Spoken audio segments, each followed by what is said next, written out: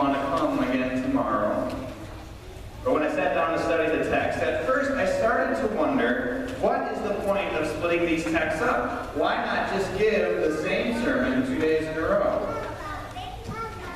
Sure, some of you might come back tomorrow, but did it make sense not only liturgically, but also for my busy Christmas schedule? But upon further reflection, it does not make sense to make today and tomorrow the same. These days are not the same. The distinction is subtle but important between Christmas Eve and Christmas Day. When I was in college, I played tuba in the concert band at Concordia, and one of my favorite exercises that we would do was when Dr. Jones, our conductor, would forego his conducting duties. He's one of the greatest leaders I know, but he would at times, instead of giving us the downbeat, ask that we find the downbeat ourselves. With one last glance at the page to memorize our first few measures, we would close our eyes.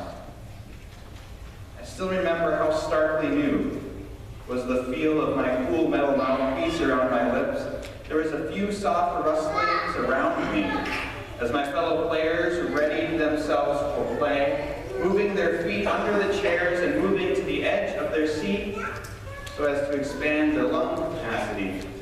I heard quiet clicks as fingers pressed down valves or pistons or keys. Breathing became regular but deep, and it seemed like the blood pounding in my ears could be heard clear across the room.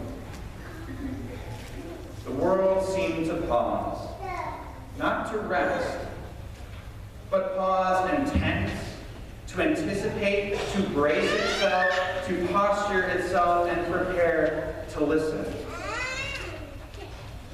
And then, feeling in each other the time for movement, we would all breathe together, still with eyes closed, and begin playing. This is how I, in my mind, distinguish Christmas Eve from Christmas Day. Today we prepare for the downbeat, for the most beautiful masterpiece this world has heard, for the coming of the Savior. If we close our eyes, we can feel the world pause, not in rest, but in anticipation, feeling for the downbeat to come. There are few nights when the world feels so whole, so unified, so ready to do something as one. There are few nights when we are eager to set aside our bickering and instead focus on breathing as one with our neighbors. There are few nights when we assume the best in those around us, when we look for God in those around us. This is one of those nights. Please, right now, let us close our eyes. Let us listen for the world taking pause, not in rest, but in anticipation. For a world desperately needing and eagerly awaiting our Messiah.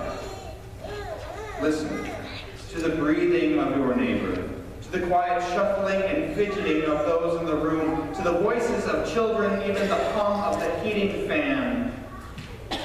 Listen to our hope. When we have listened,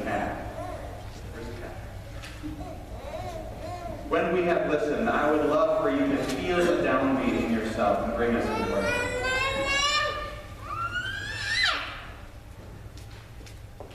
Let us listen, not in rest, but in anticipation. Let us ponder, what are we anticipating? What do we need to hear tomorrow? What is that downbeat that this world so desperately needs to hear? And how can we breathe as one and give voice to that downbeat? Let us listen.